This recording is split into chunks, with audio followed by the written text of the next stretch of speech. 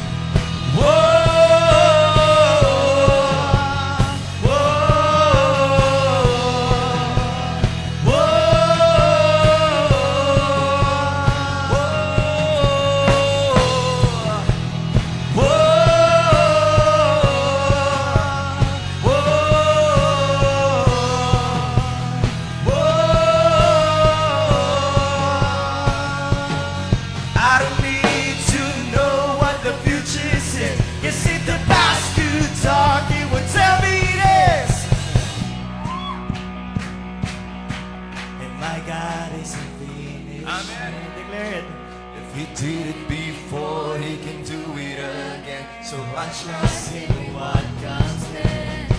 And my heart starts says I can trust all this, and my God isn't finished yet.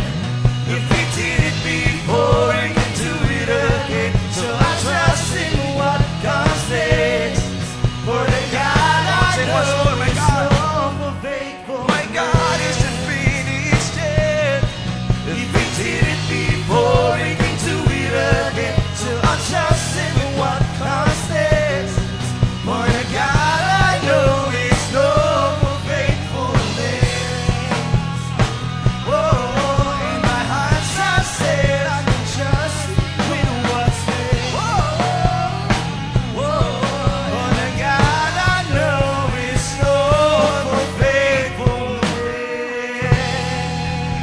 Yeah, come on, give me praise. Come on, louder.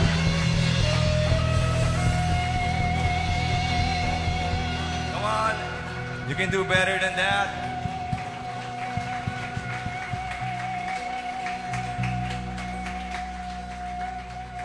God is all we need, amen. And we can run back to Him. We don't need to be perfect. Tama ba? We just need to be true. Kailangan lang natin maging totoo. And just have that realization. We don't even deserve na nasa presence niya, tama? But what He did on the cross is more than enough reason so that we can access God. Because we are forgiven through Jesus Christ. Amen. Now, when we have that heart na, Panginoon, salamat sa kapatawaran mo. Salamat kasi Ikaw ang kabuuan ko. Salamat kasi Ikaw ang katotohanan sa buhay ko. Salamat kasi Ikaw ang liwanag sa buhay ko. And even sa gitna ng mga panahon na hindi ako sigurado, ang sigurado ko lang, mas mahal mo ko. Amen. So let's just raise up our hands.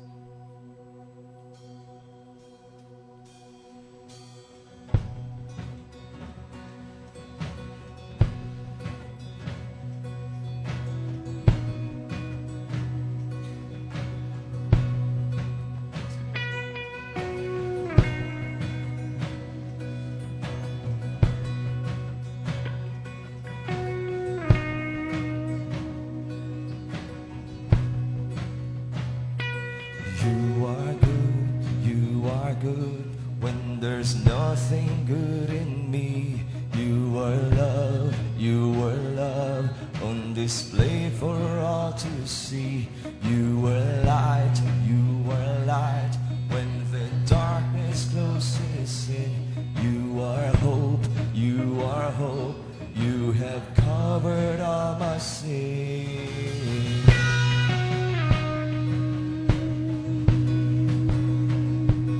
You are peace when the fear is crippling. You are true, even in my wandering. You are joy, you're the reason that I sing. You are life, in you death is lost its sting.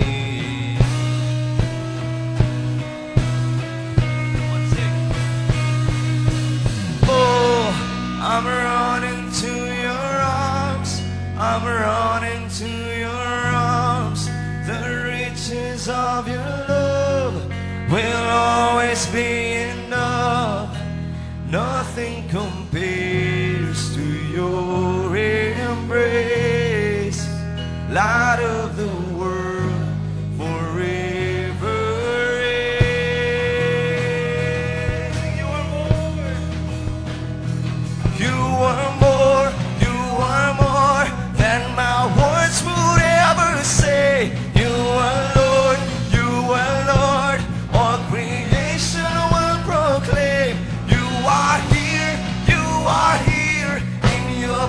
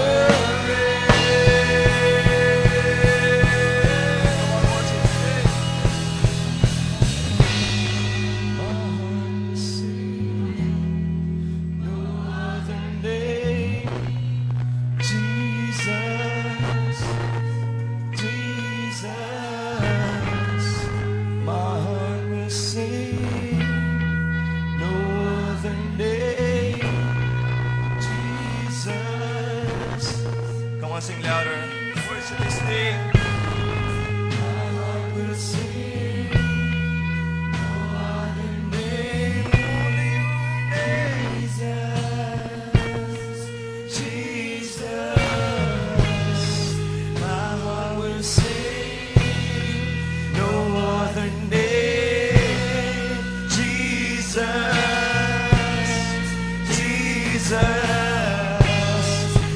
heart will sing, no other name. Jesus,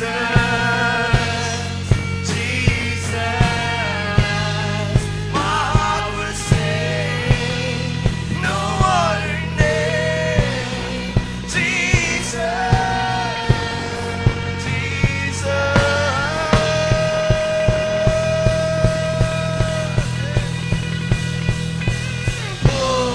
I'm running to your arms. I'm running to your arms. The riches of your love will always be enough. Nothing compares to your embrace.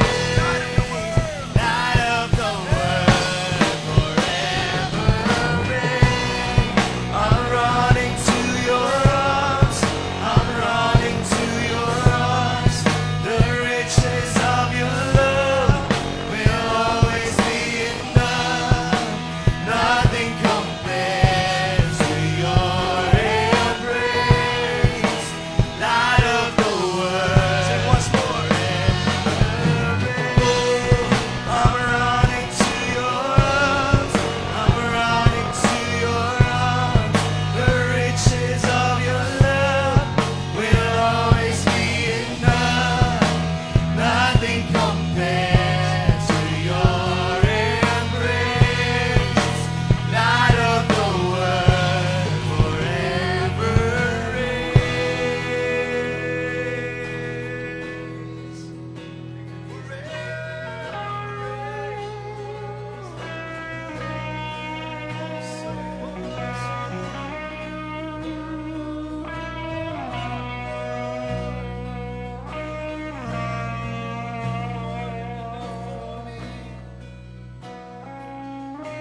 Christ is enough for me.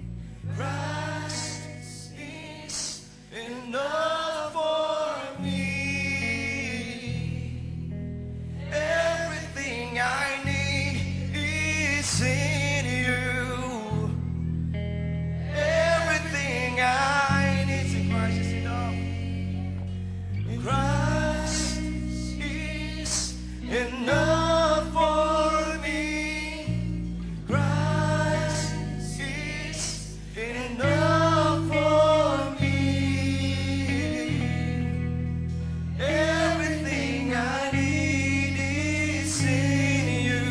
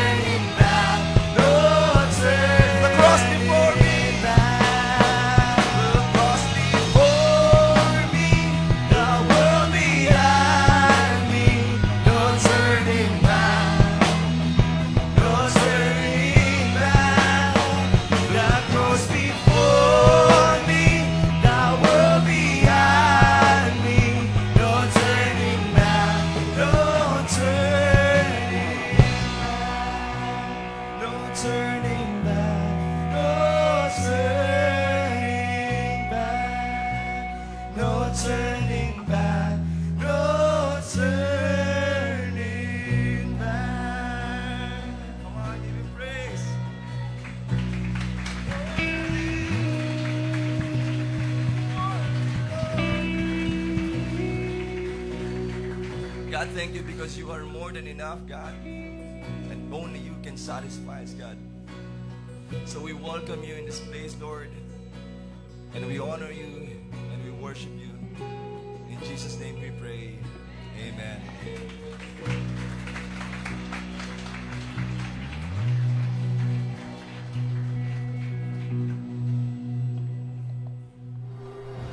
Passionate, intentional, eager. The man who's passionate and intentional about making a difference and who has an eagerness to expand God's kingdom. Let's all welcome Senior Pastor of Reigning Light International, Pastor Lito Peren.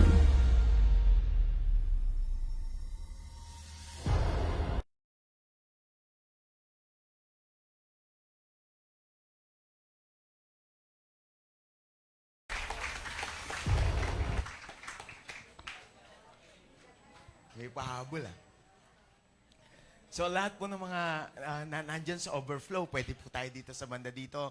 Meron pa po dito sa side na to. Tatlo. No? Bali, 4 yung nasa ganyan. Please come forward. Please come. No, salamat po ng marami. Yun. Meron pa po ditong isa. Yan. Yun. So, welcome po sa ating third worship ngayong araw na to.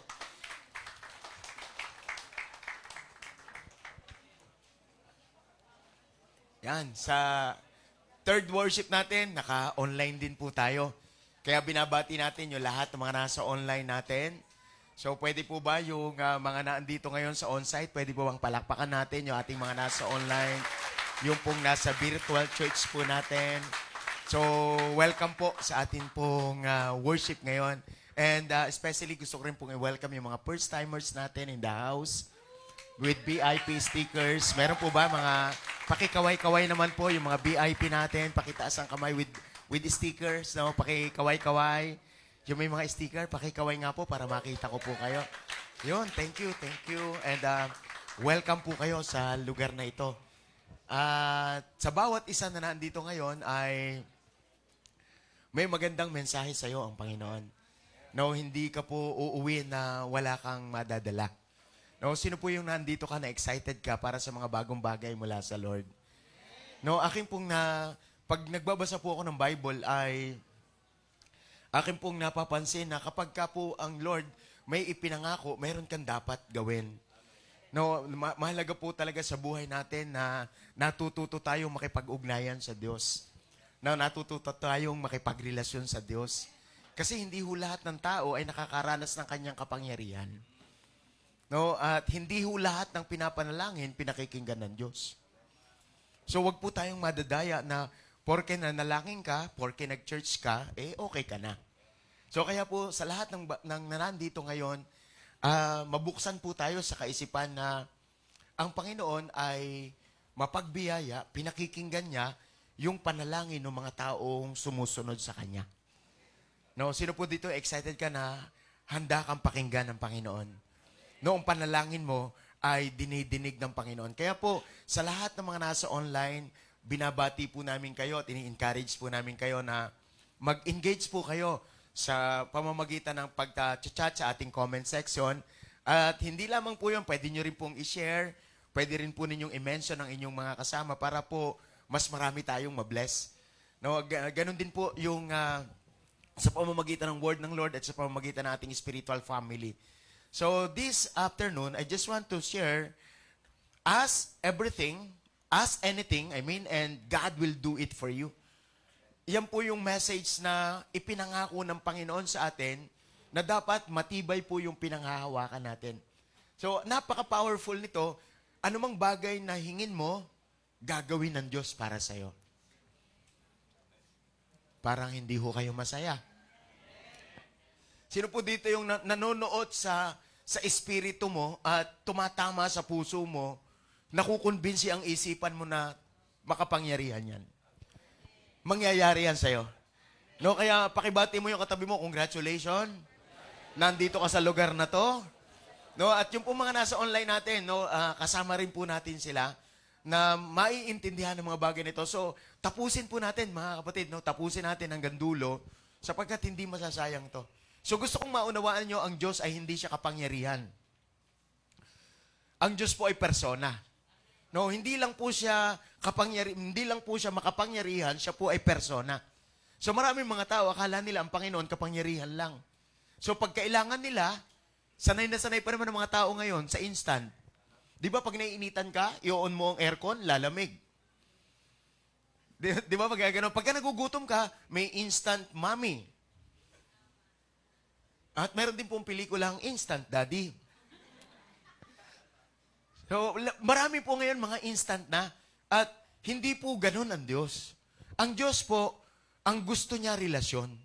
Pero may mga pangako po siya sa atin na kapag ka umalain ka doon sa kanyang salita, sa kanyang kalooban, sa kanyang kagustuhan, doon pa lang gagawin ng Diyos ang mga bagay na pinangako niya sa'yo. So I just want to read to you the book in the Bible in John chapter 14, verse 14. Now, John chapter 14, verse 14 says, "Ask me anything in my name. And what? I will do it for you." Parang ang tahimik nyo, ha? Ano mang bagay daw hingin mo sa kanyang pangalan, ibibigay sa'yo. So, mga kapatid, gusto kong dalhin muna kayo doon sa context. Ang later part ng chapter 15, it is all about the prediction of Jesus' death. Si Jesus, sinabi niya sa kanyang mga disciple na malapit na yung oras ng kanyang pagpanaw sa sanlibutang ito. And then pagdating po ng chapter 14, it is all about the encouragement of Jesus to His disciple. So ito po yung context nito, mga kasama. Si Jesus, malapit nang mawala sa kanyang mga disipulo. So nag-iiwan siya ng message, at ang message na ito, sabi niya, kahit wala na ako, hingin nyo ang lahat ng bagay, gagawin ko sa inyo. Gagawin ko sa inyo. That is God's promise to His disciple. Kaya lang, hindi basta-basta ginagawa ang mga bagay na ito, may mga bagay na kasama yan. Tingnan nyo po yung sinabi, meron pong inclusive na assignment, yung promise. Sabi po ng promise, ng assignment, no, look at the assignment in John chapter 14, verse 12. Now, that is the assignment. In John chapter 14, verse 12 says, "I tell you this timeless truth." So, please notice the timeless. Ibig sabihin, hindi siya bounded ng time. Come on. So, I tell you this timeless truth. The person who follows me in faith, believing in me, will do the same mighty miracles than I do. Yun yung sabi ni Jesus, even greater miracle than this, because I go to be with my Father. So yun po yung kanyang bilin sa kanyang mga disciple, and I do believe, if you align with God, whatever you ask, everything you ask, God will do it for you.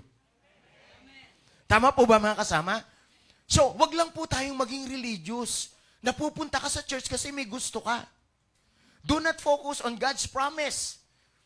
No, wag mo niyo pong panghahawakan lang ang pangako. Kagaya po ng ganito, may sinabi ang Panginoon, consecrate yourself, for tomorrow God will do amazing things.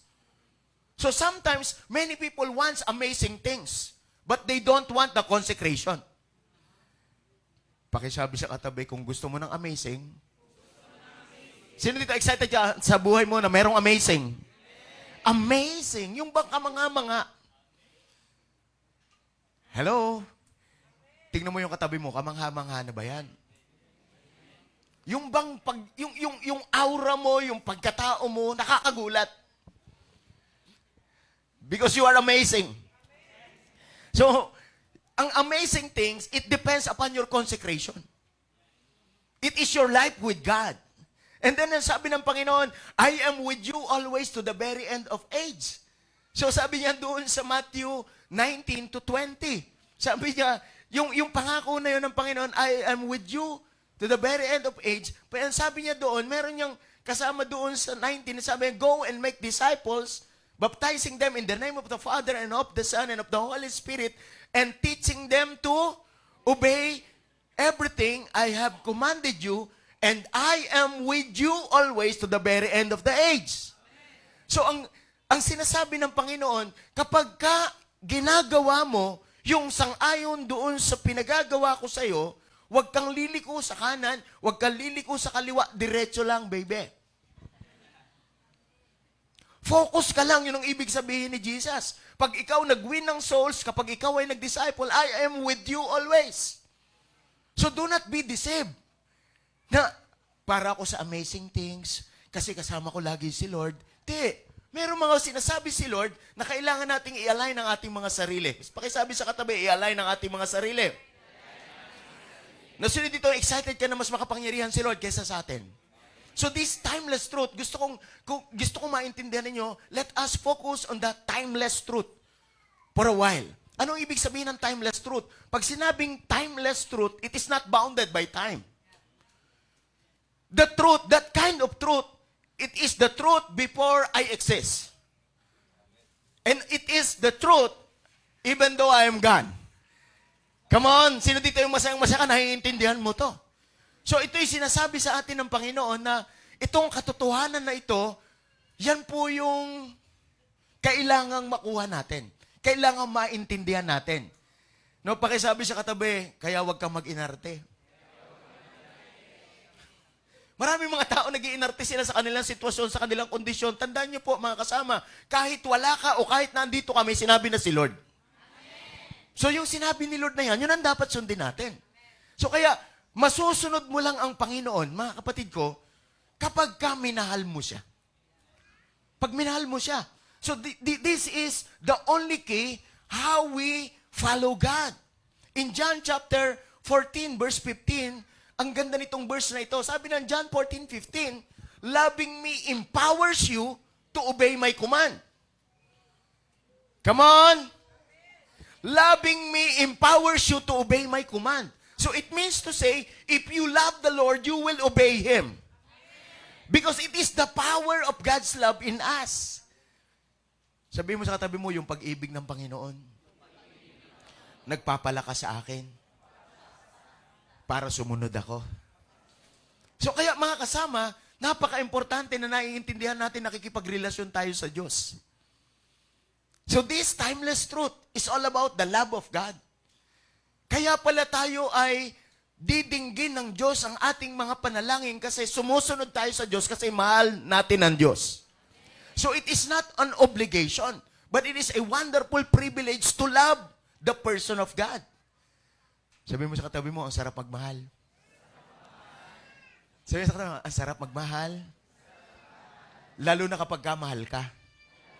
Nagiget niyo po ba? Nagiget niyo mga kasama? Sino dito yung naranasan mong magmahal nang hindi ka mahal?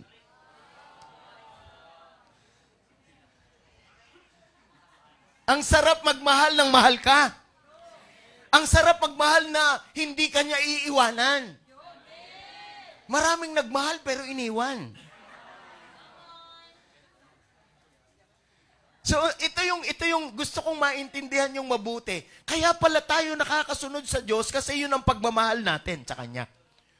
The word of the Lord said, loving me empowers you to obey my command. So, this is my prayer for you, to each and every one of us, especially those people on online.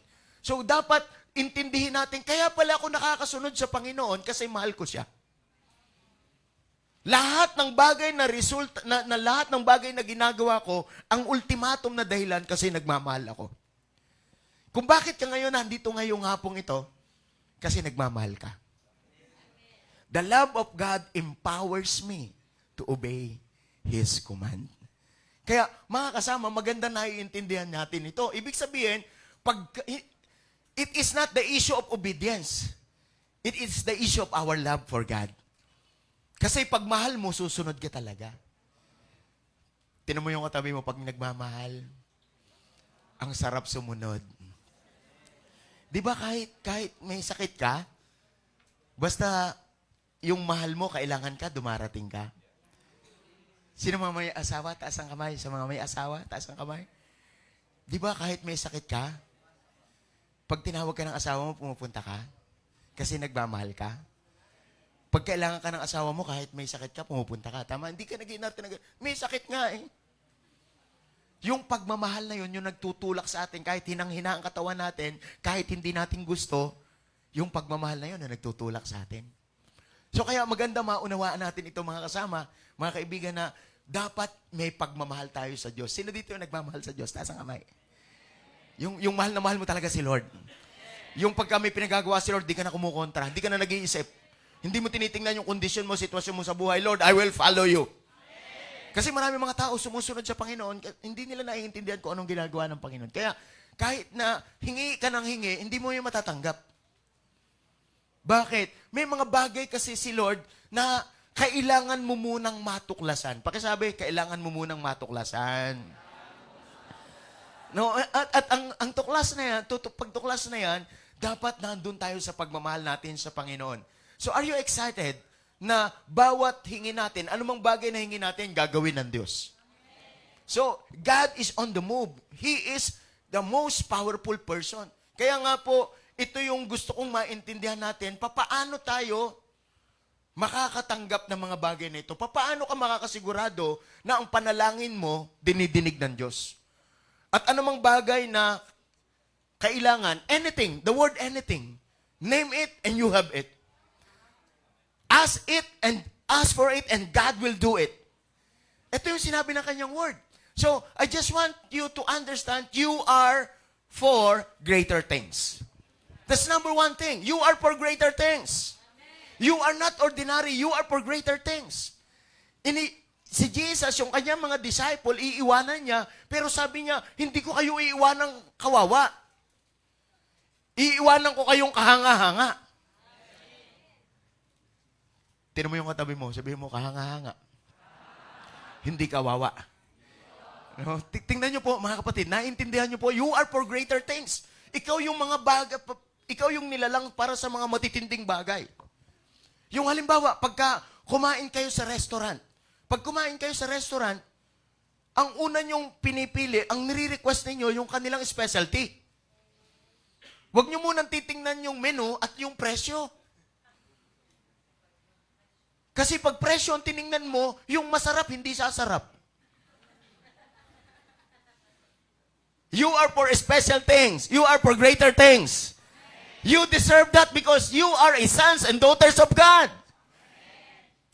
Yung bang pag nag-bus ka, hindi ordinary, aircon. Yung pag nag-travel ka, hindi barko, eroplano.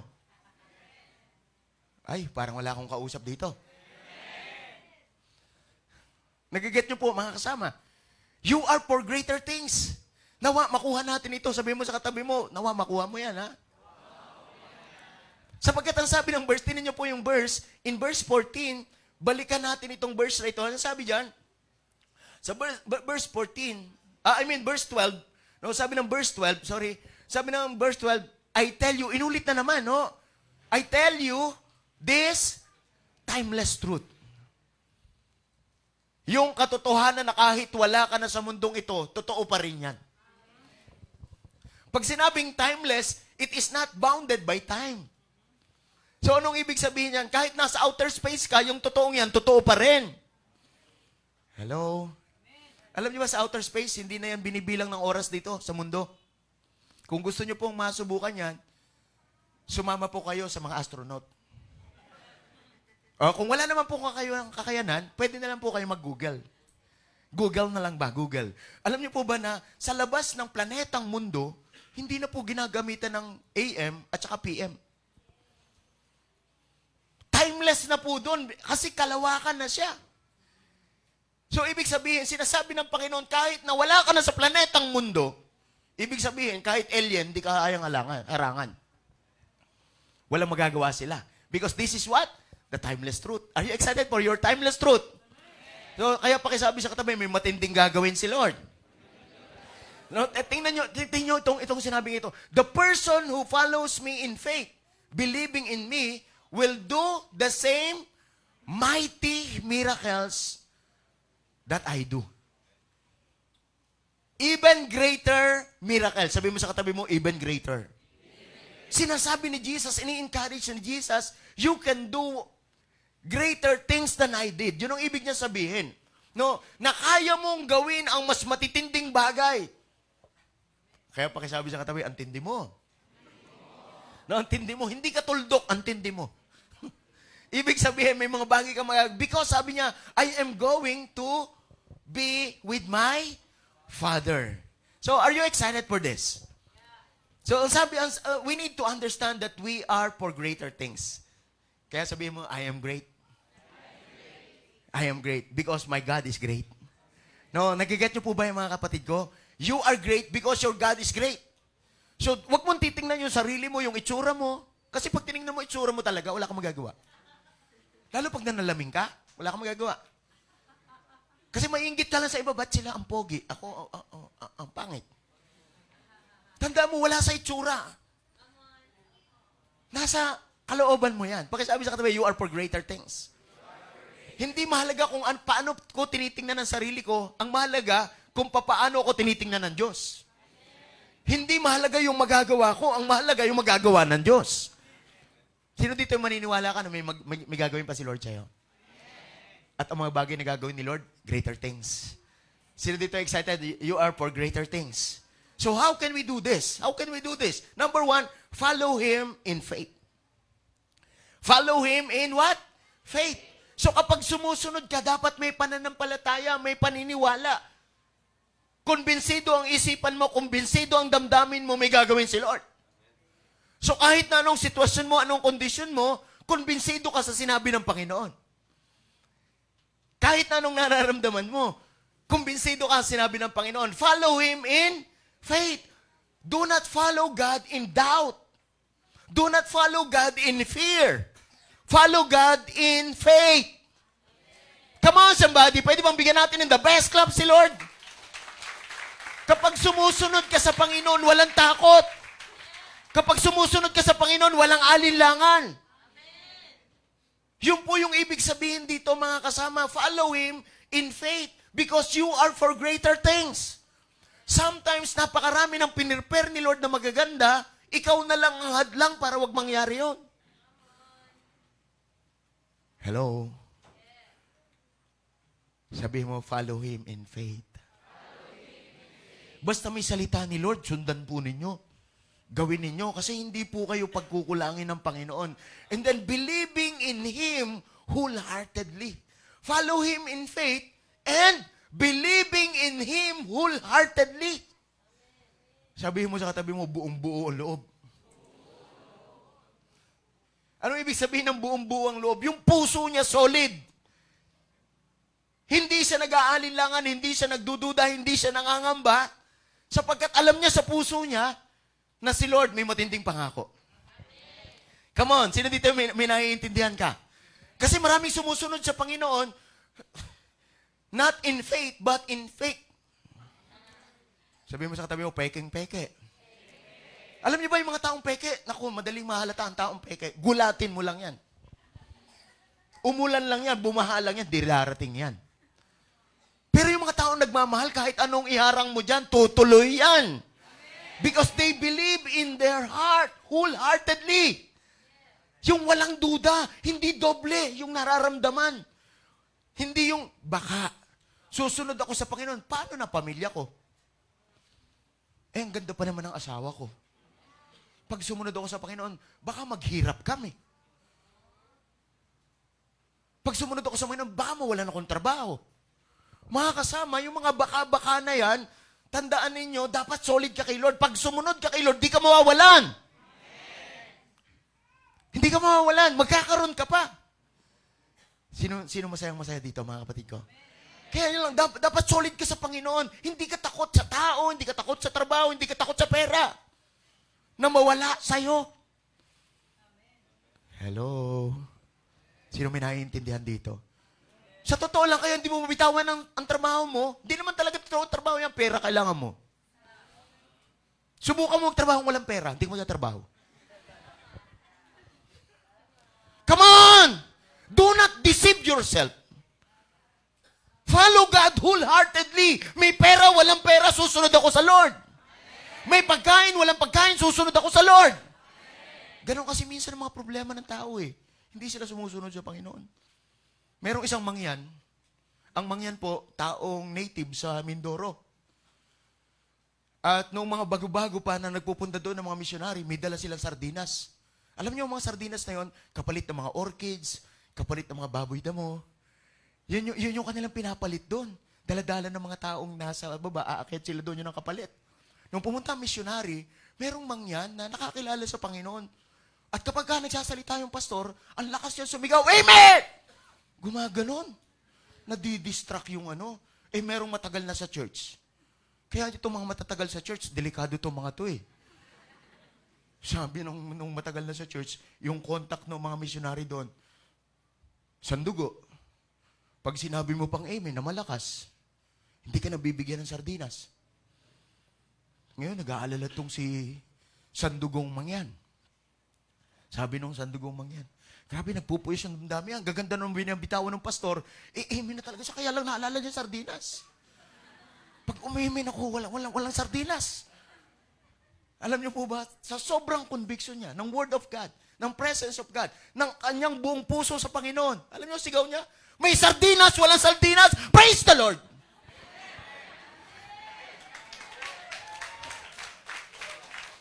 Sometimes, sardinas lang ang hadlang para wag mo ang gawa ang kalooban ng Diyos. Kasi yung puso mo hati. Nagigets niyo po ba mga kasama?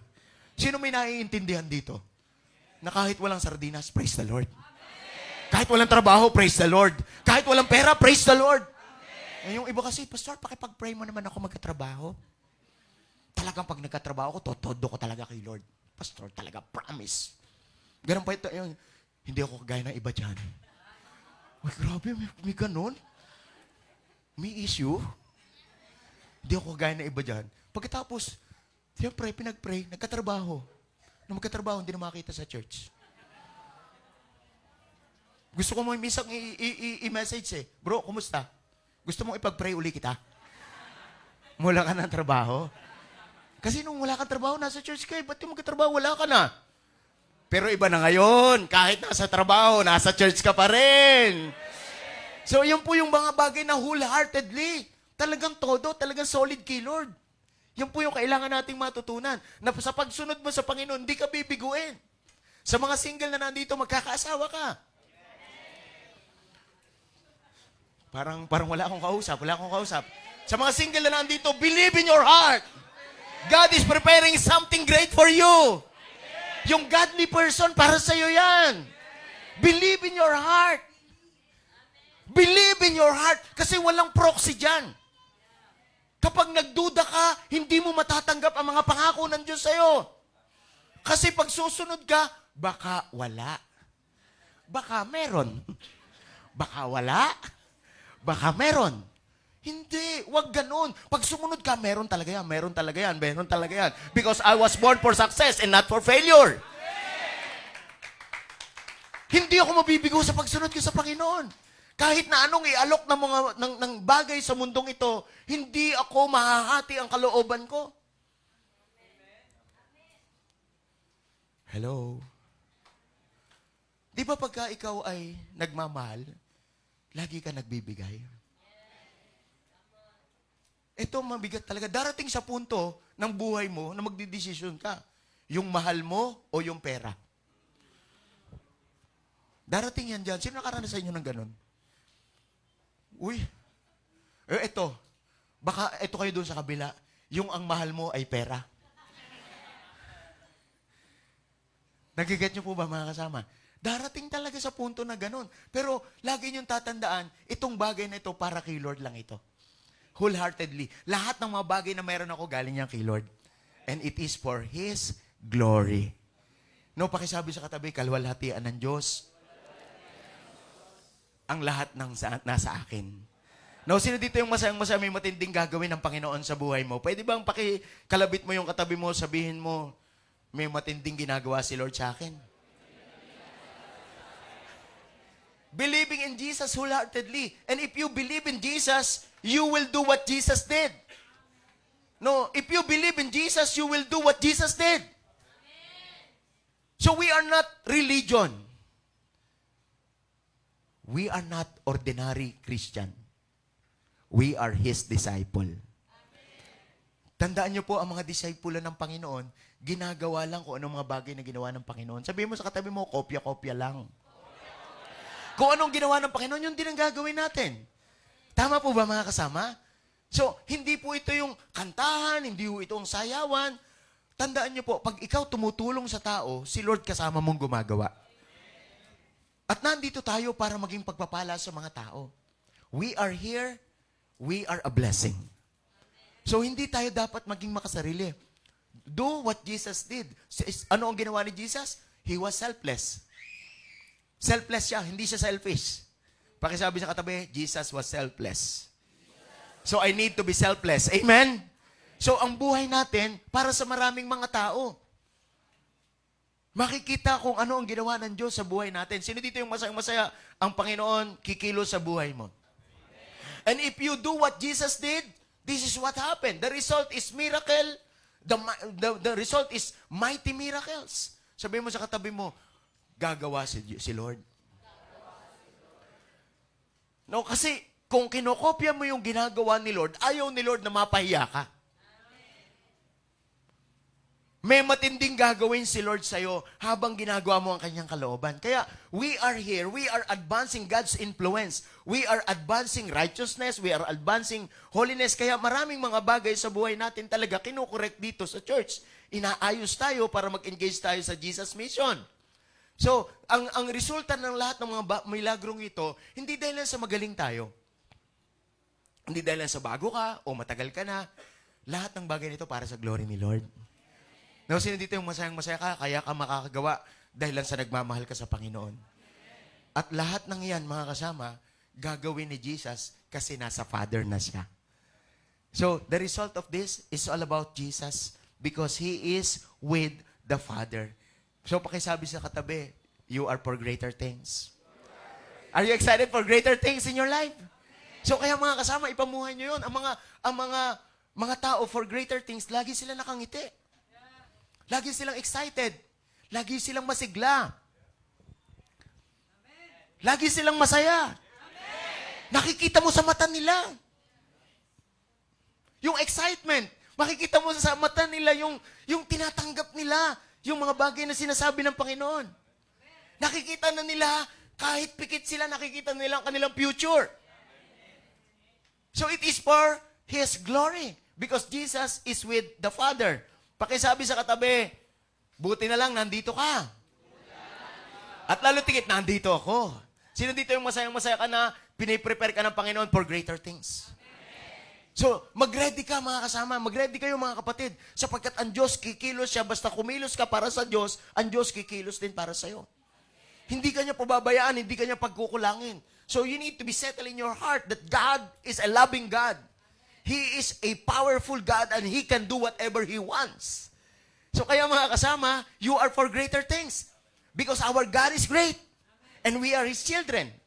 Kaya mga kapatid, lagyan na ninyo ang inyong puso, ang inyong kaisipan, ang inyong damdamin, ang inyong espiritu na kayo mapagtagumpay na. Yung asawa mo, magiging great yan. Parang ay pumayag ng iba. So, magiging great yan. Umuusbong-usbong pa lang yan ngayon. Magiging great man and woman of God yan. Yung mga nandito ngayon, yung mapapangasawa mo, kung single ka, mapapangasawa mo, maka-Diyos. Parang ayaw ninyo. Sino dito excited ka, maka-Diyos sa mapapangasawa mo? Alam mo, ang totoong ganda, yung maganda ang kalooban. No, hindi yung maganda itsura. Kasi yung itsura, napapalitan yan. Imagine mo, pagka napangasawa mo, maganda lang ang itsura, pero pangit ang ugali. Nakakaasar yan. Pag asar ka, ang tingin mo sa maganda, pangit. Pero kapag ka nagmamahal ka, hindi ka galit, kahit pangit, gumaganda. Kaya tingnan mo yung katabi mo, buti na lang. Ang totoong pampaganda, walang iba kundi si Lord. No, sino dito yung masaya ka sa sinasabi ng Panginoon na to? So, lagi mong i-align ang sarili mo sa pinagagawa ni Lord. None other business. Secondary lang ang mga bagay sa mundong ito kasi temporal yan. Mawawala tayo sa mundong ito, lilipas tayo sa mundong ito, yung mga bagay na pinagagawa ni Lord. Hindi. Kaya doon tayo mag-i-invest sa mga eternal. Hindi doon sa temporal. So, tandaan nyo mga kapatid ko, we are for greater things. Sabi mo sa katabi mo, I am for greater things. If you obey God, if you choose God, you will become great. No, yan po yung ibig sabihin ng Panginoon dito sa sinasabi niya na hindi ka kawawa, ikaw ay magiging kahanga-hanga. And you are expected by God to ask. That's number 2 that we need to understand. You are expected by God to ask. Lahat ng bagay na mangyayari sa'yo, dapat hinihingi mo. Sa Diyos. Kasi yung bagay na hindi galing sa Diyos, galing sa kaawayan. Ang pinakamahirap sa lahat, bigyan ka ng kaaway na pampalayo sa'yo sa Diyos. Yan ang pinakamahirap sa lahat. Kaya dapat hihingi natin ang lahat ng bagay na meron tayo. Hingi natin kay Lord. Sabihin mo sa katabi mo, hingi natin kay Lord. No, basta hiningi mo yan, hindi ka bibiguin ni Lord. Sabi ng verse 13, ito yung sinabi niya. Tingnan niyo po. For I will do whatever you ask me to do when you ask me in my name. And that is how the Son show what the Father is really like and bring glory to Him. So mga kasama, siguradong hindi ka bibiguin ni Lord. Sino masayang hindi ko bibiguin ni Lord? Sino napipicture mo na ang iyong future? So ngayon, meron kang sitwasyon sa buhay, may kondisyon ka sa buhay, pero may pangako ang Panginoon. Kung ano sinabi ng Panginoon, yun ang gagawin natin. So we need to understand that God surely do whatever you ask. Dito sa sinasabi na ito ni Jesus, ito yung dapat na ma-retain sa atin. God surely do whatever we ask. Whatever you ask. So mga kasama, siguradong sigurado. Sabihin mo sa katabi mo, siguradong sigurado ako. Hindi ako bibiguin. No, for 15 years ng church natin, mga kasama, nakita ko na po yung mga bagay na ito at marami pang ipakikita si Lord. Sa mga taong masunurin. May matinding ginagawa si Lord. So kaya po, excited ako sa future natin. Pakisabi sa katabi, excited din ako. And ang pinakamasarap sa lahat, in everything that we do, you need to ask only in Jesus' name. Tandaan nyo, ang pagpapala ninyo, hindi kay Henry C., hindi kay Lucio Tan. Si Lord. Hindi sa trabaho. Hindi sa kumpanya. Si Lord. Ask only in Jesus' name. Kasi maraming mga tao, si Lord, parang pinasusunod na lang niya. Panginoon, may trabaho ko, kaya dapat malaman mo yung schedule ko. Hindi ako pwede ng ganyan, hindi ako pwede ng ganito, hindi ako pwede ng gano'n. Magkakatsakat kaya. Yung nakatingala ka na lang na gano'n sa kisame, sigurado akong bait mo. Nagiget niyo po ba mga kasama? Alam niyo, marami pong mga may sakit, doon lang hihingi in Jesus' name. Hello? Sino dito ang excited ka, wala ka pang sakit? Hihingin mo na lahat ng bagay sa pangalan ni Jesus. So wag po tayo doon sa mga enso na ng buhay natin. Ano mang bagay na meron tayo, dapat hiningi mo yan sa pananalangin. Kung gusto mo magkaroon ng pamilya, hingin mo ang partner mo sa Panginoon. Kung gusto mo magkatrabaho, hingin mo yan sa Panginoon. Kung gusto mo magkanegosyo, hingin mo yan sa Panginoon. At sigurado ako yung mga bagay na hindi mo hiningi sa Panginoon, hindi mo makukonsider kagad na blessing yan. Baka bait yan. Pampalayo kay Lord. Pastor, ang pogi niya kasi. Siya na talaga ang true love ko. Iba na talaga na nararamdaman ko sa kanya. Mga kasama. Hindi porke pogi, siya na. At hindi porke maganda, siya na. Ang tanong, hiningi mo ba yan? Kasi kung hindi mo hiningi yan, magtanong kayo sa mga may asawa dito. Tanungin ninyo, hiningi nyo ba yan? Pag sinabing hindi, kinuha ko lang. Miserable buhay ng mga yan. Pero kapag ka binigay ni Lord yan, maganda buhay niyan. No, pakisabi sa katabi, buti na lang. Alam ko na kung kanino hihingin. So maliit man yan, malaki, hingin natin sa pangalan ni Jesus. Kasi pag nagkaroon ka, hiningi mo sa pangalan ni Jesus, nawawala ang iyong pride. At yung matinding confidence mo kay Lord. Lord, dahilan sa'yo kaya ako nagkatrabaho. Lord, dahilan sa'yo kaya ako malakas. Hindi yung, kasi nagpapacheck up ako, sagot ng kampanya ko. Sa katunayan niya, pagka nagkasakit pang pamilya ko, sagot ang kumpanya ko. Kaya hindi ako makaalis talaga doon.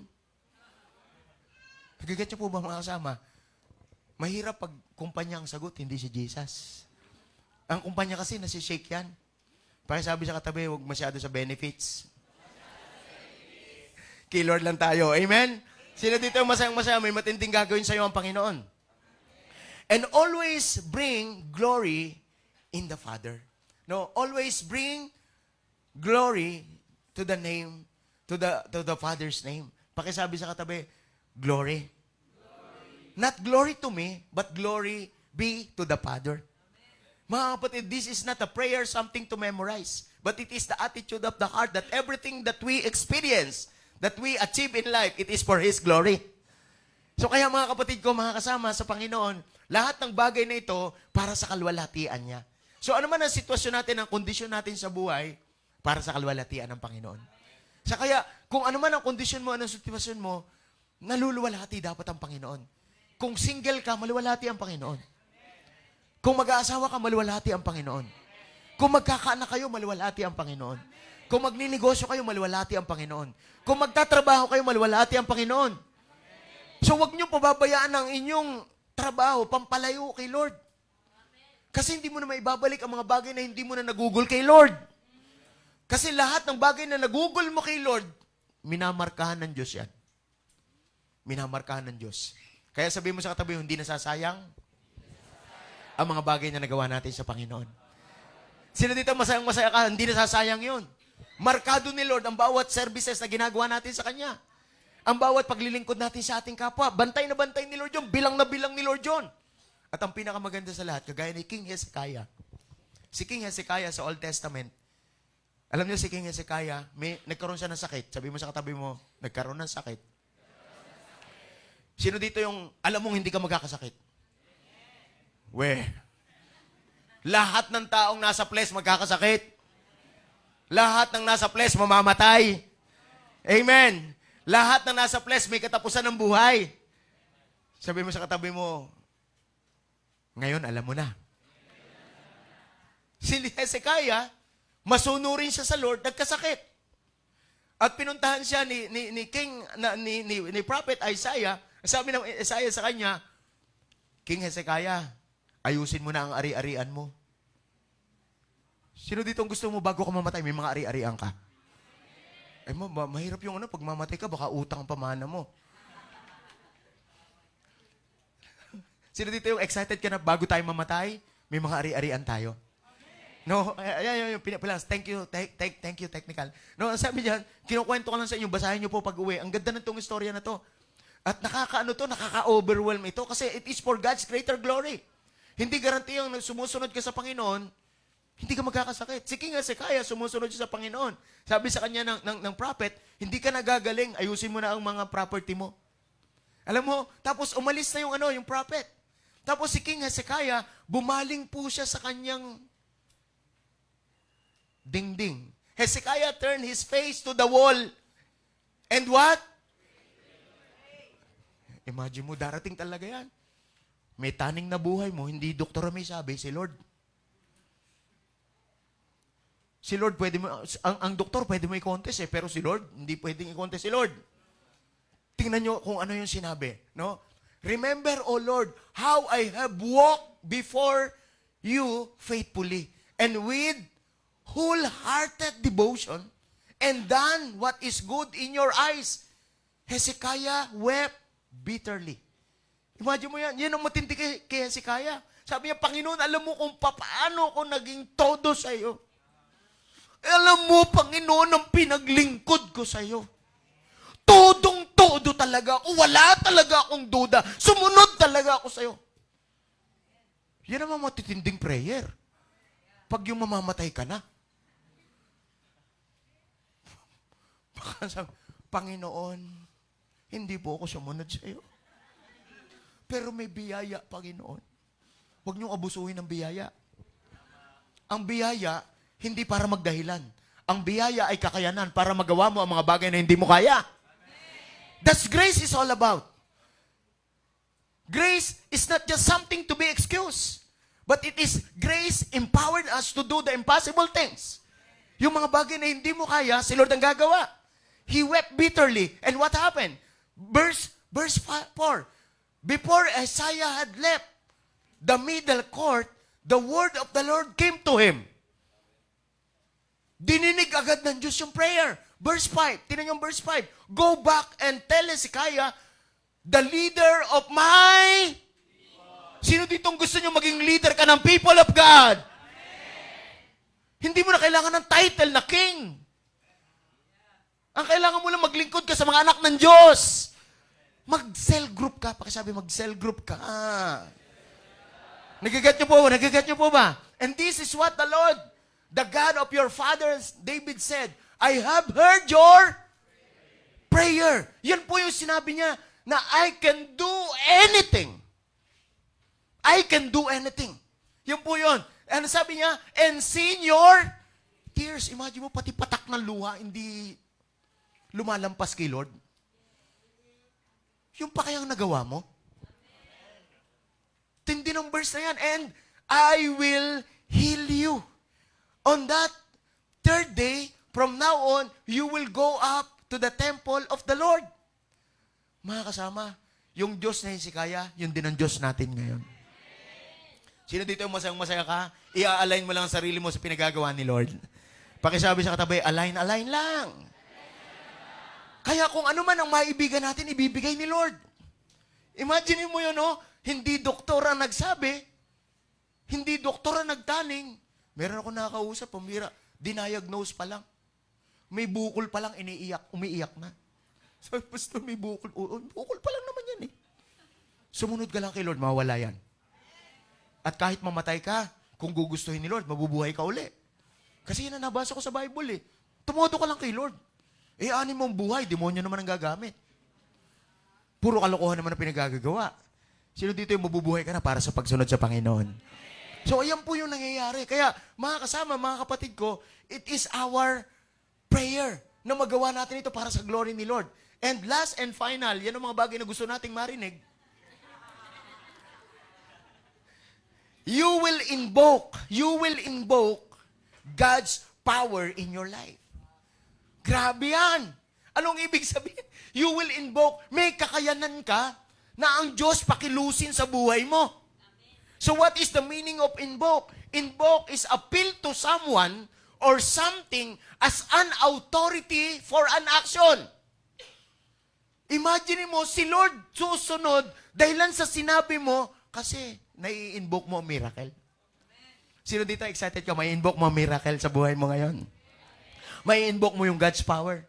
Kaya, kung ano man ang kailangan mo sa buhay, sigurado ako ngayon na ibibigay yan ng Panginoon. Maaaring hindi ka naghihingalo, maaaring hindi sinabi sa'yo ng Panginoon na, oy, mamamatay ka na, ayusin mo na mga ari-arian mo, hindi ka nagagaling. Grabe itong power ng Lord na ito. Kaya ako talaga, nagtitino talaga ako sa buhay ko eh. Nagtitino talaga, sabi mo sa katabi mo, tumino ka na rin. Sino dito excited ka, titino ka? Kasi mahal ka ni Lord. Sino dito excited ka, mahal ka ni Lord? Titino tayo. Tama? No, darating talaga yung, may taning ng buhay natin. Pero alam nyo, kapag binasa nyo yung verse na yon, sa pag-invoke niya ng God's blessing sa life niya, God's power sa life niya, nag-extend po yung kanyang life extension ng 15 years. To God be the glory. Ask anything and I will do it. Ask anything and I will do it. So maybe hindi yan physical condition. Maybe financial status. Maybe relationship sa family. Paulit-ulit ko sinasabi ang mga bagay na ito kasi yan ang concern natin sa mundong ito. But I tell you today, God is at work. God is alive. God is powerful. Kung nagawa niya yan kay King Hezekiah, kaya din niyang gawin para sa atin ito. Kaya sa mga nasa online, mga kasama, mga kapatid ko, pag uwi natin mamaya, basahin yung istorya na yan. Napakatindi po niyan. Ask anything. And God said, I will do it. So you are for greater things. You are expected by God to ask. And you will invoke God's power. So mga kapatid, mga kasama, sino dito yung masayang-masaya ka na nakuha mo ang mga bagay na to? So ikaw ay magiging kahanga-hanga pag sinunod mo ang mga bagay na to. So ang sarap nito, no? Pagka ikaw ay nasa Panginoon, itong si Hezekiah, grabe, para siya naging immortal. Kasi meron Diyos na sumusunod sa kanya. Ginawa kung ano ang kanyang maibigan. At kung marami pa po sa Bible, marami pa pong mga account yan. Kulang po ang oras para pag-usapan natin yan. But tonight, Sa bawat isa sa atin, especially nasa online, you can invoke God's power and miracle in your life. Sa bawat isa sa atin na nandito ngayon, anumang bagay na gusto mong hingin sa Lord, sigurado ako, mangako ka lang, Lord, I will do it. I will do whatever you want me to do. Lord, starting today, I will follow you. Lord, I will live by faith. I will follow by faith. Kung gusto mong sumunod sa Panginoon, simula ngayon, itodo mo talaga. And I tell you, your life will never be the same again. Stay where you are right now. Stay where you are. And ask God to bless your heart. To bless your spirit. Stay where you are. Be in the atmosphere of worship right now. Our God is the same yesterday. Our God is the same today and even forever. He never changes. And if He please this afternoon, ask and He will do it for you. He will do it for you. Habang nakaupo ka, just raise up your hands. Ask God for miracle. Ask God for blessing. Ask anything today. Father, we come to you in all humility. We recognize your supreme power and authority over our lives. Because your word is a timeless truth. Father, hindi pa po kami nag-i-exist sa mundong ito, Lord. Totoo na po yun. At kahit wala na kami sa mundong ito, totoo pa rin po yun, Panginoon. So that's why help us to love you. And help us, Lord. Empower us, Lord, to obey you. Lord, turuan mo po kami na magawa namin ang mga bagay na ito. Lord, yung mga bagay na hindi namin kaya, biyaya mo lang ito sa amin. Magagawa namin ito. Grace is not an excuse not to accomplish your will, O God. But grace is divine enablement for us to do greater things for your glory. So, Father, help us, Lord. Bless each and every one of us. Use us for your glory. In Jesus' name, amen and amen. Bigyan natin ng the best clap si Lord. Best clap para sa Diyos natin. Mga kapatid, yung bang tinanggap mo talaga, yung sa puso mo, hindi yan kayang agawin ng kaaway. Na kahit saan lupalop ka pumunta, nasa iyo yun. Ask anything, and God, our God, will do it for us. God will do it for us. So today, baka